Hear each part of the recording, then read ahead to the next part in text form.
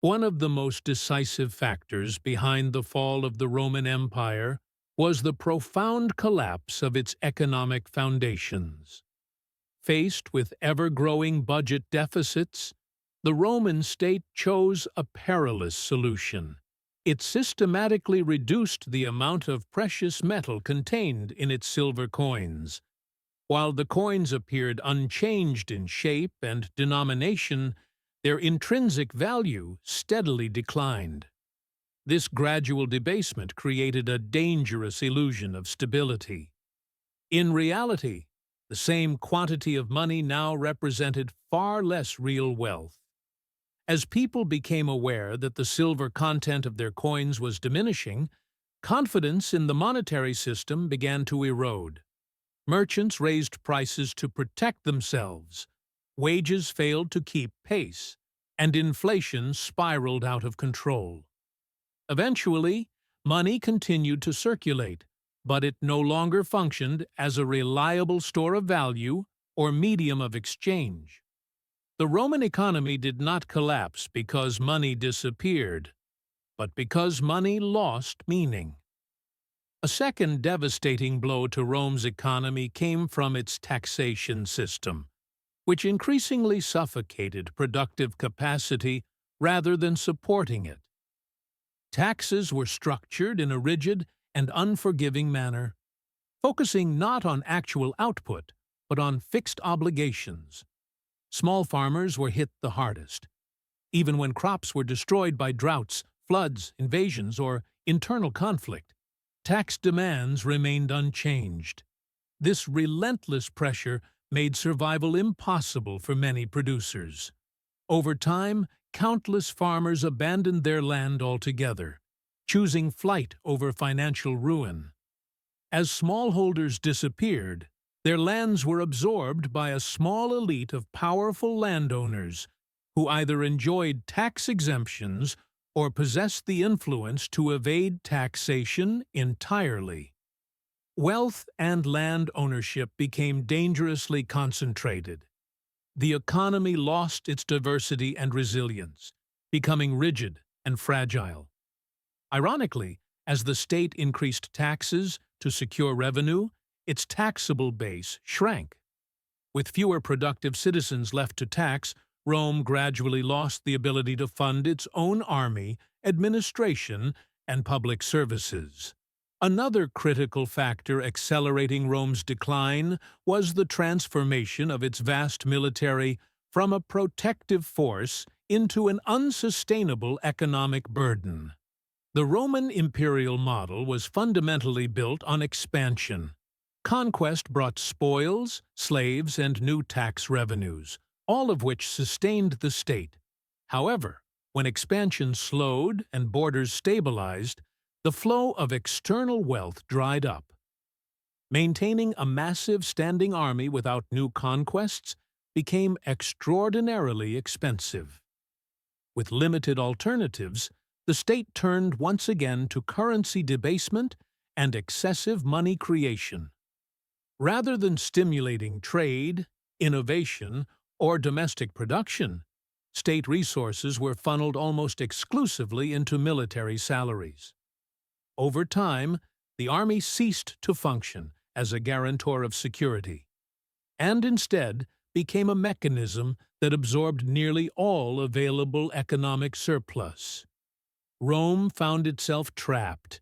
It needed the army to survive, but financing the army was destroying the very economy that supported it. Rome's dominance was also built upon one of the most sophisticated trade networks the ancient world had ever seen. Safe roads, protected sea routes, and centralized authority allowed goods to move efficiently across the Mediterranean basin. This interconnected market was a cornerstone of Roman prosperity. As central power weakened, these networks began to disintegrate. Lawlessness spread, piracy increased, and roads fell into disrepair. Transport became dangerous, slow, and costly. The breakdown of logistics disrupted supply chains, and cities that once depended on distant regions for food and materials were suddenly isolated, trade increasingly localized, and large urban markets fragmented into smaller, self-contained economies. What had once been an integrated imperial system fractured into disconnected regional units. Economic specialization disappeared, productivity declined, and overall wealth contracted. Rome transitioned from a vast commercial empire into a patchwork of inward-looking, survival-oriented communities. The administrative machinery of the empire delivered another crushing blow. As Rome expanded, its bureaucracy grew relentlessly. What began as a governing structure designed to manage complexity eventually became an organism that consumed enormous resources without producing value. Each new layer of administration slowed decision-making further. Corruption flourished as oversight weakened. Local problems that once received rapid responses became trapped in endless procedural delays. The state no longer solved problems efficiently. It postponed them. In time, governance became less about serving the population and more about sustaining the bureaucracy itself. The empire's massive size, once a source of strength, turned into a liability that exceeded its capacity to manage effectively.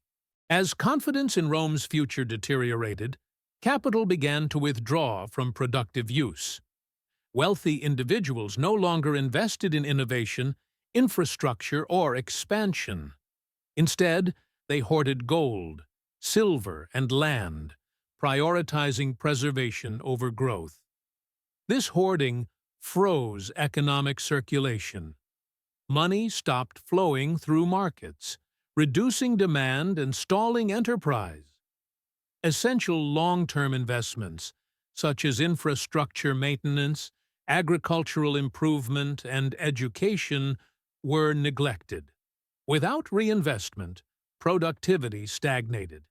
The economy entered a self-reinforcing cycle of decline. With no new value being created, wealth merely circulated among elites, while the broader population grew poorer. Rome experienced what would now be described as prolonged economic stagnation, setting the stage for irreversible collapse. Contrary to popular narratives, the fall of the Roman Empire was not a sudden catastrophe triggered by external enemies. It was a slow, internal process of decay spanning centuries. Long before the final invasions, Rome had already lost its economic vitality, institutional coherence, and social trust. Currency debasement, declining production, excessive taxation, bureaucratic inefficiency, and capital stagnation gradually hollowed out the empire from within. By the time external pressures intensified, Rome's internal structure was already critically weakened. The barbarian invasions were not the primary cause of collapse. They were the final confirmation of a system that could no longer sustain itself. A healthy empire could have resisted these forces, as Rome had done countless times before. The story of Rome ultimately delivers a timeless and universal lesson. Printing money without real economic backing does not create prosperity. It destroys it.